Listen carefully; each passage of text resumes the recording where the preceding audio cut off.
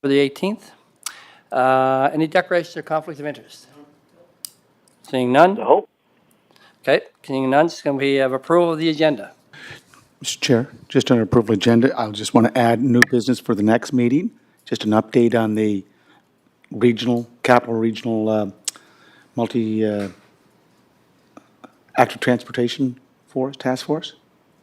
That's all right for the next meeting, just notification, thank you. On the capital region active transportation committee, made up of Charlottetown, Stratford, Cornwall. I Thanks. thought they changed the name to that, but anyway.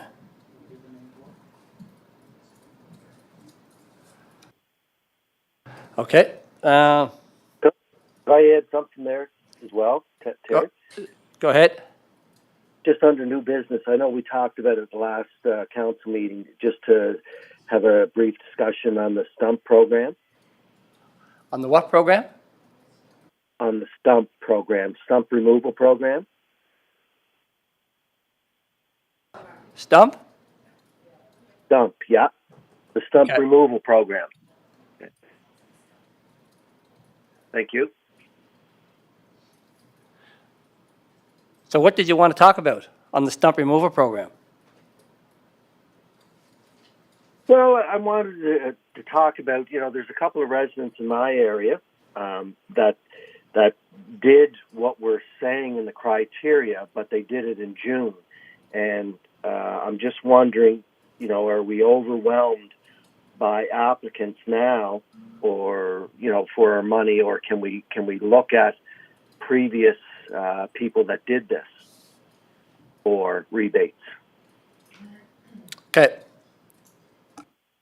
Mr. Chair, just a point of order. Could that not just fall under business arising from the minutes? Because it's number page 2, section C, private stump removal rebate. So we already discussed it, so he wants to bring it up under that, if you're all right. So under approval of the minutes, you're saying? Just business arising from the minutes, we just go back to page 2. And you can just, Jessica Corkum-Grill can go over what we discussed. That's where I think it would be appropriate, rather than new business. It's not new business, we're dealing with something that we already, is there a resolution that was passed at the last council meeting? It was. Yep. So I'm So just he's asking that, He's asking if he can add it to the agenda for next month to discuss it. is that what you're asking, Councillor Durant? No. Who wants to discuss it now? I'd like to talk about it now, and I can do it under, business arising from the minutes. I'd be quite comfortable doing it there as well. Okay. Thank you. Thank you. So we have approval of the agenda. We do? Okay, Yes. approval of the minutes from August 21st. Moved by the mayor, second by Trevor. Okay. Business arising from the minutes. Go ahead, Bob. Okay. This is where, I know we did well to get the program out and running, but once we did that, some residents in my area have asked if we could, look at giving a rebate to them where they've had a contractor come in, there was a measurement taken, they meet all the criteria, but they just did it in June or July or I had one person just do it last week before the program started. So when we were building the criteria, we agreed that it would start now going forward. But I'm wondering, these are taxpayers. They've lived in my area a long time. They have legitimate concerns. They have all the criteria. I'm just asking if we can go back a few months to help these people. Are we overwhelmed with applicants right now? Does it look like our money's going to run out right away? I'm just hoping that we could help these people. Yeah, I guess I'll speak to that right now. And the program just started last week, so I don't imagine we've run out of money yet. I would hope not. It's hard to say whether we're overwhelmed yet. But to me, council already voted on it. So if it's something you want to bring back to the meeting next month, we'll have more information on where we are in the program, and then so be it. Anybody else? Trevor? Mr. Chair, if Councillor Drawn, I think you got the same email. I got an email from one of your constituents that talks about, can you tell me what kind of, what about hazard stumps on the property for 50 weeks? So this person, I believe, had them removed last year, and I think this person is looking for a reimbursement also. Are you going back 50 weeks, like immediately post Fiona? Or 3 months? No, I didn't talk to that person. I don't think for 50 weeks. I know there was I'd have to see who it was and go back. When this started, when people were looking for help, we said we'll try to get the trees off the properties first and then look at the stumps later. Maybe that's what they're referring to. To go back that far, I'm not sure. But what I'm looking for is just, in the last number of months that people did get stumps removed from the properties. They have the proper criteria.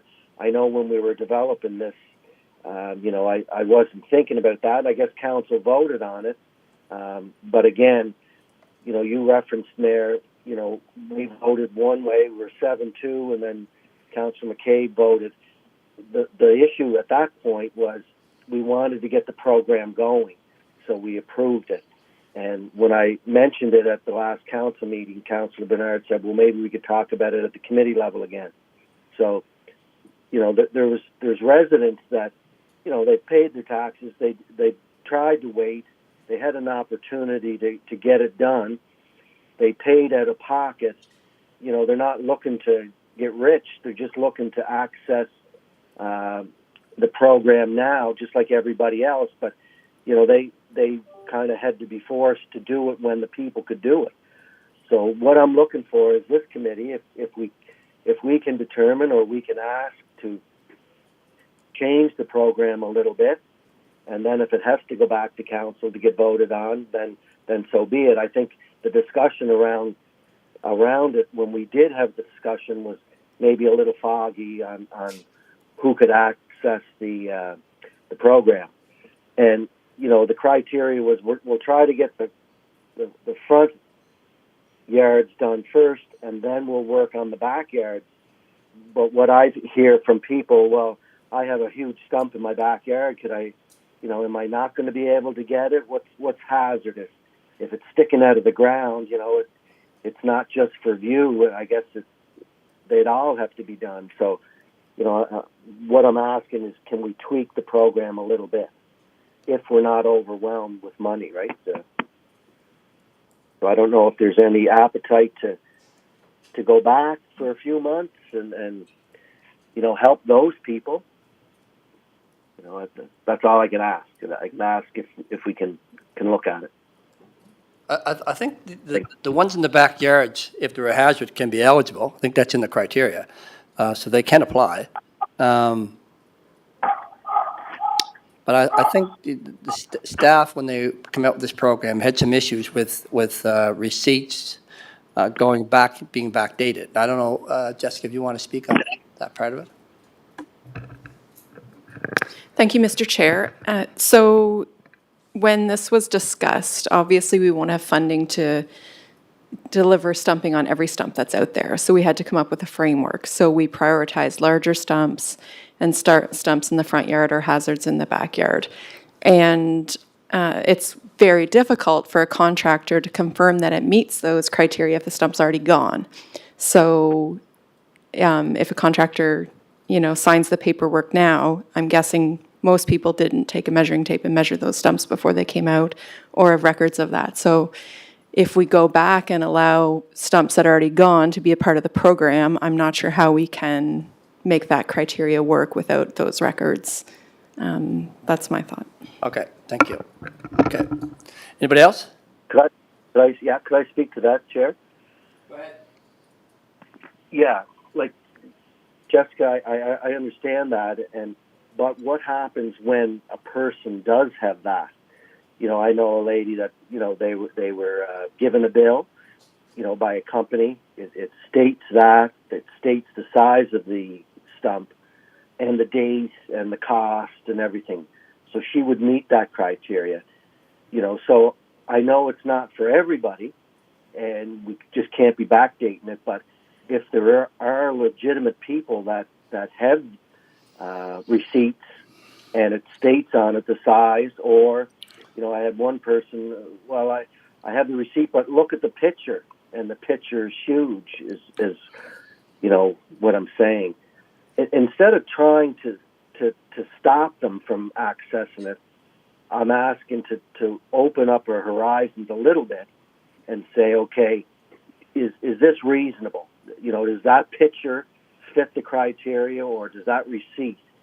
You know, I know we have to draw a line somewhere, but, you know, I'm just saying these are reasonable people that pay taxes that need a bit of help. So I know it's hard for staff, and you've been great to deal with. So I'm just asking for a little bit of leniency, I guess. Thank you. Yeah, and that's why we come up with the program, Councilor Duran. I mean, we knew all along that the province in the federal government through their programs were had funding out there to get rid of the tree and not the stump. So this was the idea of putting the program together. So when the program enrolled, that was the criteria with it. I don't know if council has an appetite here to review that and make changes or not, but I'll leave it to the committee. Any comments, Trevor? I have a comment, I guess. I agree with Councillor Duran in this, in the sense that I have two residents as well that had their stumps removed this past summer, and they were on the front lawns. They were very large trees, and they paid for themselves. And I know council has voted on this program as it is, but is it something that could be tweaked, like after 30 days or after 45 days, if there's still money left? It's something that we could look at in the program, extending it and going back.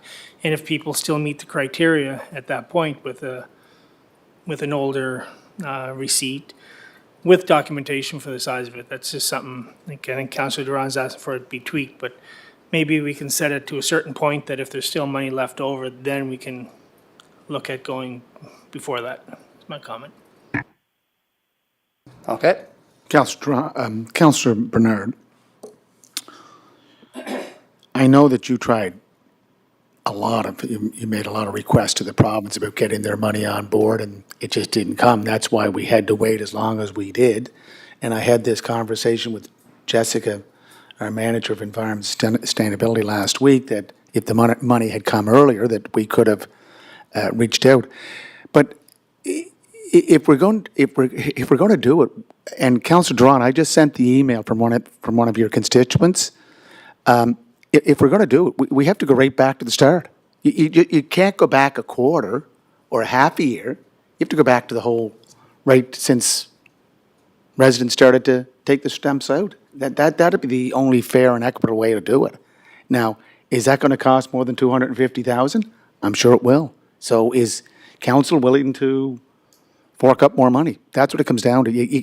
I know some of us are saying, let's go back 3 months. Well, the email that I just sent Councillor Duran goes back 50 weeks. She had it removed, I think, immediately after the storm subsided, and residents were taking care of business themselves. So if we do it, we have to go all the way back, and $250,000 I don't think will be enough, so we'll have to look for more money.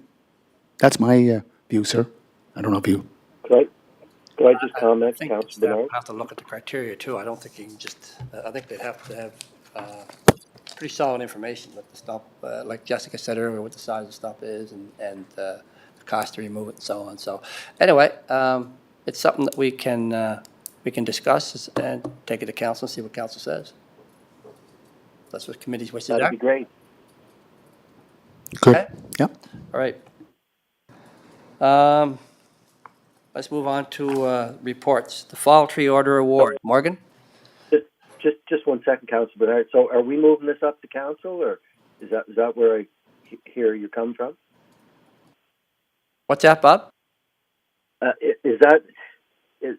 we moving this up to council again for the upcoming next meeting or whatever, to see if we'd have an appetite to do that? I mean, as the mayor said, you'd have to have lots of criteria, right? So if it was 50 weeks ago, they did meet all the criteria, maybe there was something to do. Where I just don't know what the direction was. I thought you said maybe, well, we'll just move it up to council. Is that the direction we're going to go? Yeah, I think that it'll go back to staff. Staff can review what we're asking for and come up with the recommendations of how we're going to do it. If there's a way that we can do it and it makes sense, then we'll take it to council for council's discussion, see what they want to do. But as the mayor said, chances are you're going to need more money. So that's one thing. But I guess the other issue is to be able to confirm the size of the stumps and the amount that it costs to take out. So Exactly. I think I'd want staff to review that and see what they come back with. We can take that to the next council meeting.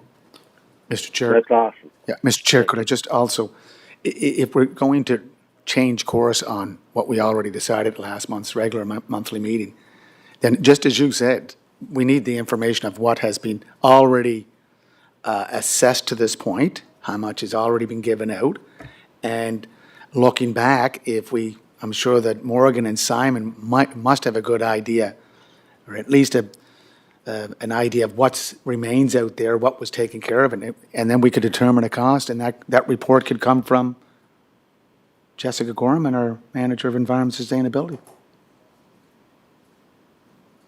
Is that all right? That's why I think it has to go back to staff. Staff have a good idea how many stumps we're talking about too. Whether this jumps from 250 to 2 million. But I think that has to come back also, so, okay? Good. Morgan, Thank you. okay.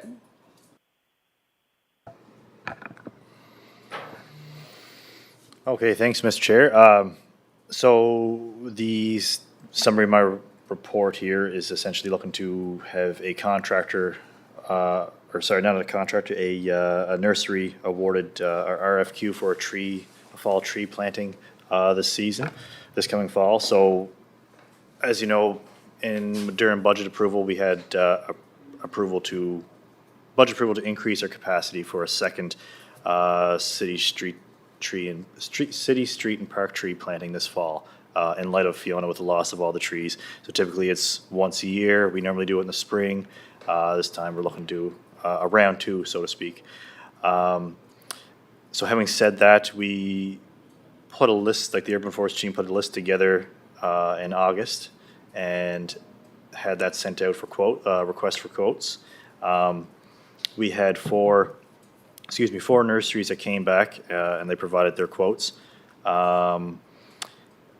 And in a nutshell, we were looking to have our top contender, or the one that we would like to award it to, would be Dutch Master Nurseries. Essentially, their average cost per tree was the lowest, and they met all the criteria in terms of size and stock availability. So yeah, essentially, we'd love to Just hold it there Yeah. for a second, Morgan. So what I'm seeing here, it doesn't show that their average price per tree was the lowest. Oh, I'm sorry. So I'll reverse that. So Arbor Nursery and St. Williams came in a little bit lower. Yeah. Okay. Let me back up. So the reason why we'd like to award Dutch Master is looking at their price as well as species availability and meeting the criteria, they were able to meet that. Cool Breeze, Arbor Nursery, and St. Williams, they were only able to provide a fraction of the requested order. So a lot of them weren't able to meet the species criteria and even the size criteria. Dutch Master was able to meet the entirety of that. Okay, so out of the four, Dutch Master was the only one that able to meet all the requests that you've That's that you correct, made. yeah, Okay. everything, yeah. Okay, thanks. Any questions? Anybody? Trevor? okay? Yeah, I got a couple there, Terry. go ahead, Bob. I'm just wondering, like, I know they can meet all the criteria. I think they're the most expensive, but can we take, like, I think the other ones were a fair amount cheaper. I'm just wondering, can we take 50 or 60 from each of the other companies at the reduced price and then take the rest from this person? I'm just wondering, they're quite expensive. So I'm just wondering, can we split the quote to get the amount from each place that is less expensive? Does that make sense? Yeah, I understand what you're saying. I think that my understanding is through the procurement, we have to pick one. Am I correct? Yeah. So I don't think we can pick and choose or cherry pick like from this guy and that guy. I think we have to pick one. Okay. I in the notes it would say they can only, give us 60. So if we took 60 from this, 60 from Cool Breeze, and then the remaining from that. But if you say we can only take one, then that's fine too. Yeah, that's my understanding. Does staff want to confirm that? Thank you, Mr. Chair. Yes, so the way the procurement is written out is that we would choose a vendor, and Dutch Master was the only one that could provide all of the trees requested. They're not the most expensive option that's on there. So the top two that could provide the most were Dutch Master and Cool Breeze, and they were the most affordable of the top two that could provide the most. Yeah, so, Mr. Chair, could I just do the quick? Got that, math? Bob? Yeah, I see that now. Thank you. Does he have another does he have another question? Go ahead. No. So if I do the quick math, 250 trees times 248 is $62,000. Is that right? And his price is $54,065 without tax. Yes. So, Yeah. and again, Morgan, I appreciate your background, but we're talking about 41 trees short of the species. I'm like, we're being slammed hard about not buying local. I know Cool Breeze is in Summerside, but I can't support something that is, the lowest price by $10,000, and it's, maybe not short, maybe 41 trees or something like that. I just think that, and again, I just did the math, so they must give you a bargain here because I got 62,000 and their Dutch Master is at 54,000. So I just can't, yeah, I want to support it because I want to go, I'm going local. And I know Cool Breeze has a good background in what they can do. And I'm sure if we had to get, those other species that you're talking about, we could, find a way to do it. Yeah, so I understand what you're saying there. With Cool Breeze, they do have good quality stock and everything, but we would have to reduce the order significantly. And in terms of urban forestry planning, there's a lot that goes into planting trees. It's not like each species is specifically selected per site. So for example, if we did go with another vendor that weren't able to provide, or if they had substitutions or weren't able to provide all the species, we'd be cutting the order quite a bit on top of that. Go ahead, So there's a Jessica. lot, yeah. Thank you, Mr. Chair. I'll just add one thought. Finance could confirm this, but I don't think we can award based on them being a PEI business. No, I'm not saying that. No. That. Sorry, I thought but- that's what you No, were saying. but I can base my opinion or my vote on that I support local, shop local. And we only have a policy, a procurement policy. We do not have a bylaw. So a policy doesn't bind a voting member of council to all the criteria. If it was a bylaw, then I would be contravening the bylaw. This is just sidestepping the policy. That's why it's so important to get a procurement bylaw in place, which would give preference to our island suppliers. I'm just going to, Trevor, do you have anything to add? Not at this time. Okay, because I Can I just finish that one statement? Sorry. go ahead. Finance can confirm, but I think there's trade laws, and when staff review this, there's no extra points provided based on their location. But like Mayor Brown said, when there's new procurement policies or bylaws that come out, maybe that will be expanded upon. But that's staff recommendation, which didn't factor in the location of the nurseries. Okay. So these submissions come in and they were scored, correct? They Yes, they were scored, and scored on basis of what the the city bid needs, sheet's what's in- difficult to compare because they bid on very different things. As you can see, St. William's only priced 52 trees, and Dutch Master bid on 250 trees. Yeah. So on the bid sheet, those prices are difficult to compare because they're bidding on very different things. But the tender document asked for 250 trees, and they asked for certain species, correct? Okay. Okay, and the only one that can do that is Dutch Master. Okay. So, to me, I'd be supporting that. Yeah, I do not. Just a question, are these Yeah. 250 trees being planted this year, Yeah, that's correct, yeah. this fall? Yep. That's what we're hoping to get a lot of these trees replanted. So. Do you want to move it? You move ahead, move this to council? Oh, and I'll second it. Okay. Okay. Sorry, Sue, do you have something to say?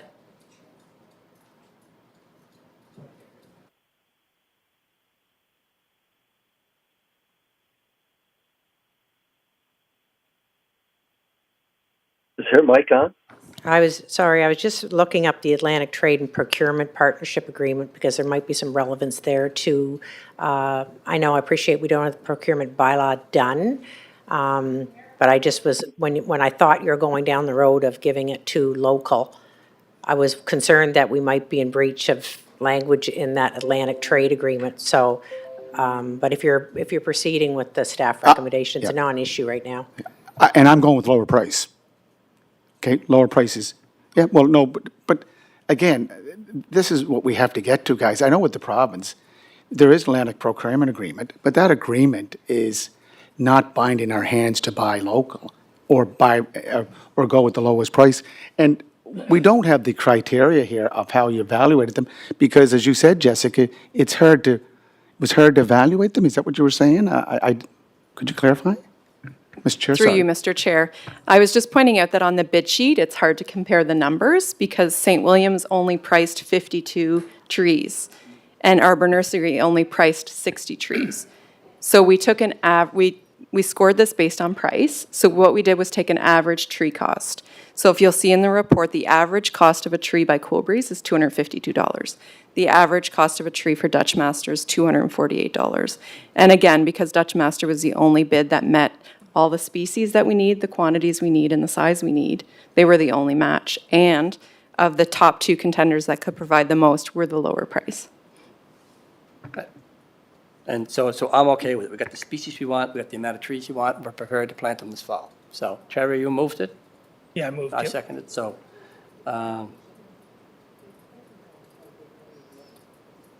Bobby, do you have anything to say? Are you okay with that? No, I'm okay. How can you- Mr. Chair, you how can cannot second the motion. You cannot second the motion. You're the chair. Someone has to move and second from the committee. So you need Bobby to second it. I can second if nobody else does. No, you can only break a tie. And you can't get a tie either. Okay. Bobby, you want to second it? Sure, I'll second it to Okay. go. Because the criteria, if we need 250 trees and they're the only company that'll give us 250 trees, then it's kind of a no option thing, right? Yeah. So I'll second it. Okay. So moved by Trevor, second by Councilor Duran. Okay? Okay. And just as your worship, you were saying you were going with the lowest trees, and as Jessica mentioned, they're not the lowest. Cool Breeze, yes, I support local as well, but they are $4 more a tree. So it's not a cheaper option. But the end Anyway, price is no, that they're that's enough. $10,000 less. Okay, we had enough of that. We're moving on to the new diesel bus award. Jessica, go ahead. Thank you, Mr. Chair. So this report is to recommend the award of the purchase of 3 new diesel buses on behalf of the Capital Area Transit Coordinating Committee. As you'll see in the report, we had 3 submissions. The recommendation is to go with Nova Bus. This was scored both with staff and T3. And you'll see the scoring there based on experience, qualifications, being able to meet the specs, price, and their environmental responsibility and sustainability commitments. This is part of the ISIP funding, so the cost is shared between municipal government, federal, and provincial, and that is the recommendation. Yeah, and these are ones we've been talking about for the last little while. When do they expect it to arrive? All three vendors bid on a 365-day turnaround on the buses. Okay. Any questions? Yep, I do. Yep. So where's the criteria for the Vicinity, Nova? You just get the prices.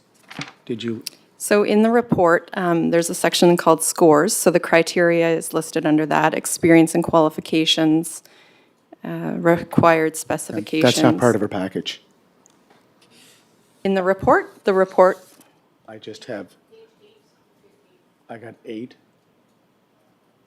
So, but in the past, we'd get the score sheet. We don't get that anymore? there's a bid sheet of following. So there's a report that outlines the scores and then the comments on each of those areas. And then the following page has their bid sheet. Yeah, I'm at it now. Because it wasn't in my first one, but it was in this one. It's on the desk.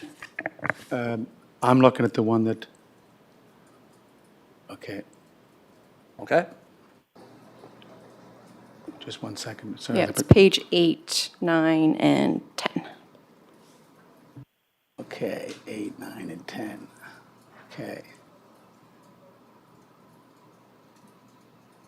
Okay, sorry, I missed that. So Vicinity is at 20, 20, and 30. Experience and qualification. Okay, thank you. I missed that. Okay, thank you, sir. You're good? Yeah, Trevor? I think like when we're off by 1 point, I'm not sure about the procurement process, but when you look at New Flyer, their required specifications beat Nova by 2. And when we're only down to 1, are we better to go with a company that has more experience in building these and delivering them? Through you, Mr. Chair. So a couple of points. So we did reference checks on both of those vendors. And Nova references came out strong in addition to New Flyer. New Flyer budget, if you compare the budget, so the allowable budget that we forecasted for these buses, New Flyer was above what we've budgeted, and Nova falls within the budget that we've set. One's 2.4, one's 2.3. New Flyer was 2.4. Okay? Yep, okay. All right, I have a mover and a seconder. Trevor moves it?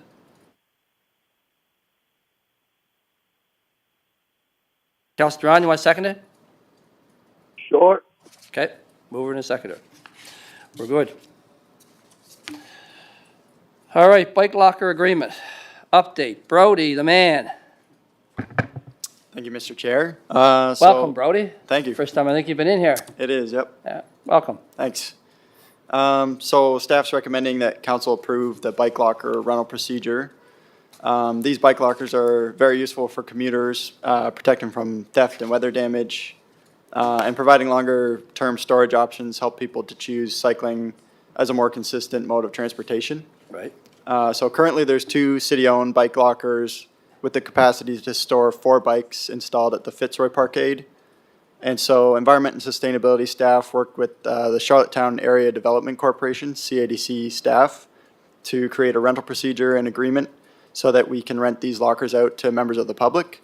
So similar to vehicle parking, bike locker rentals would be overseen by CADC staff, and they would be available to rent on monthly term basis for $20 plus tax per month on a first come, first served basis. So people who are interested in renting could email, call, or visit a CADC office location.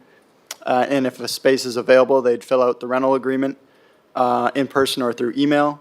If no space was available, they'd be added to a wait list and contacted in chronological order as a space came available. And upon completion of an application, renters would be provided a code that's programmed by CADC staff that's unique to their locker. And if upon cancellation of the agreement by any party, the renter would have to remove their materials from the locker before the start of the next term. And if they failed to remove any items, then it would be considered abandoned property. They would be contacted by phone and notified that the abandoned property would be removed by police services in 3 days. Funds generated from the bike lockers would be collected by CADC and dispersed to the city, similar with parking fees. So CADC would receive 5% of the profits. And depending on the demand, we'd look at expanding this to other CADC parkades and parking lots. So the potential for revenue, after CADC has taken their 5% fee with these 4 spaces, the annual revenue has the potential to be $1,048.80, and then potentially increasing if others are installed in other locations. Thanks, Brody. Are they located there now? Are they set up now? Yeah, there's 2 lockers that are set up in the Fitzroy Parkade with the capability of storing 4 bikes in total, so 2 per locker. Okay. Okay. And who maintains them? CADC? CADC, yep, would maintain the lockers and run the rental procedures. I'm just thinking out loud. I'm just kind of wondering. To me, with the amount of electric bikes on the go and the amount of people that we've taken to work and so on, I wonder if 4 is enough. Yeah, we have 2 right now installed there, and then that's something that I think we would kind of monitor depending on the demand and potentially revenue generated. And has there been any talk about putting one down here at City Hall? We've been exploring other locations for another locker that we have for storage of city e-bikes. I'm not sure if we've looked into City Hall as a specific location for extras. I assume these lockers are okay to be outside, or they got to be like in a parking garage or out of the elements? No, the idea is that they can protect from the elements. So right now they're in garages, but the idea is that they could be outside protecting from the elements. Okay. Any questions? Anybody? Yeah, no, there is. Jessica, do you have something to say? Oh, Something okay, I to thought you add? asked us. Thank you, Mr. Chair. I was just going to add to what Brody was saying. So we were working with Public Works to find a spot outside of City Hall so we could put our own staff e-bikes. And so Katrina and Brody are working with Public Works on that. We have the 3rd locker in our hands, just trying to find a good spot for it. And yes, it can go outside. Oh, perfect. That's what I was thinking, instead of keeping them under the stairs. Yeah, so there is one of these outdoor lockers down at the Mi'kmaq Confederacy, and it's just in back, so it's not inside. It's an enclosed plexiglass structure. I think they can hold about 4 or 5 bikes, but it's quite interesting. It's a great idea. Hopefully, people will use them in the garage, parkades, whether it's Fitzroy, Queen, or Bonnell. Thank you. Do I have a mover and a seconder? Move. Bob? Sure. Okay, thanks.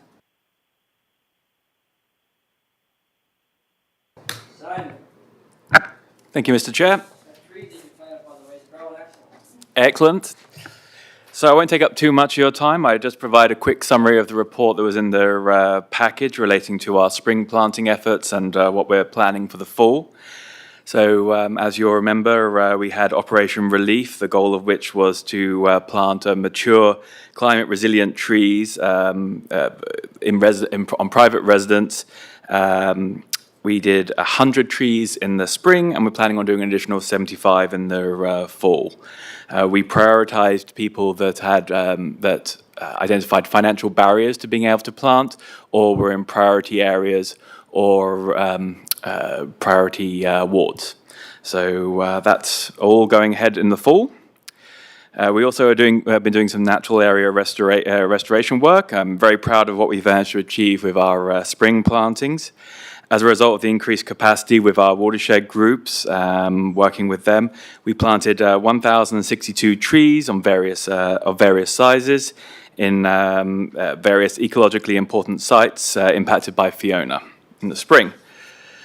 In the fall, we're looking at planting an additional 400 trees and woody shrubs to continue that work. We're getting funding from the 2 Billion Tree Program, some residual funding from Tree Canada, TD's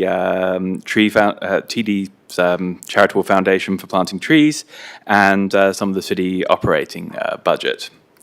And we'll also be planting 70 street and park trees that builds on the procurement that Morgan was talking about earlier as well. Happy to take any questions. Simon, in total so far, 1462, does that sound right?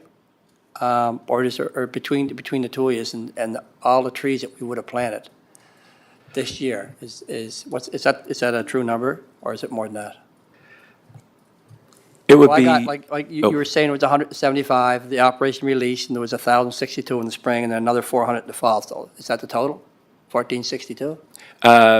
That would be the fall plus natural restoration plus Morgan's fall, but it wouldn't be the spring plantings that we did with the street trees, and wouldn't include some of the programs we did like Arbor Day and such like. So I would say, based on back of the paper quick math, that's about 2,000 trees and shrubs. Yeah, that's exactly what I was looking for, so we're around 2,000 trees. Okay, thank you. Yes, give or take. Good Quick work. math. No, it's good work, that's a lot of trees. It has been, and I can't say enough to appreciate the work that our watershed groups have done in partnership with us to achieve that goal. We've done some great work, particularly around the Wrights Creek and Ellens Creek area, really banging in a large number of trees in those spaces. No, and I'm glad you mentioned that, because when you walk around that pond, there's a lot of that pond you couldn't see before that after Fiona, it was wide open. So, good, lots of restoration work for the shoreline, and, yeah, appreciate that. Yeah. Anybody else? Trevor's good, your worship? I just want to say the Operation Relief, great program. I know there's a lot of enthusiasm about it. I had to forward some calls to Jessica about the first round that was missed, but now we're doing round 2, correct? Which is great. The system has detected that a few lines are still connected to the conference and will attempt to disconnect them. If you wish to remain in the conference, please press star 1. 15. And I believe the number of trees that we lost in the city total about 11,000. Is that correct, Simon? It's hard to give an assessment at this point. We are working on a plan to get a company in to give us a more detailed assessment. We certainly looked at more than 5,000 trees being removed as a result of the private tree cleanup program that we were working on previously. And Morgan can perhaps give more information about the street and park trees. But as you can imagine, the private tree cleanup program only did a percentage of the total amount of trees lost on their across the city. So the impact would be significant. Yeah. And as you said, Mr. Chair, 2,000, that's a great recovery after 1 year. And Victoria Park, I know it's outside of your Ballywick because it falls under Parks and Recreation, but Gary Snyder, I believe it's Gary Snyder, correct, is doing a great job in that reforestation at Victoria Park.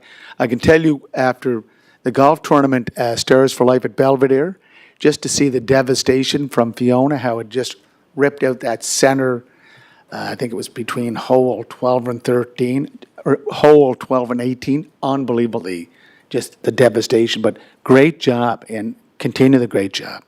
Thank you, Mr. Chair. Thank you. Just on that, do we have any idea how many trees that would have been planted in Victoria Park also? Like, I'm kind of looking at the city as a whole. The public will be looking at the city as a whole. So would they have planted many trees too? Thank you, Mr. Chair. So I can get back to you with an absolute number, but I know we held our annual Arbor Day event there and planted roughly 200 trees as part of that event. And then usually we plant a few larger caliper ones, but definitely a couple hundred. Okay, so we're up to at least 2,200 trees that we would have planted this year. Oh, that was the 2,000 I said was inclusive of that Arbor Day event as well. Okay. Thank you, Simon. Thank you, Jessica. That's all I had in the agenda.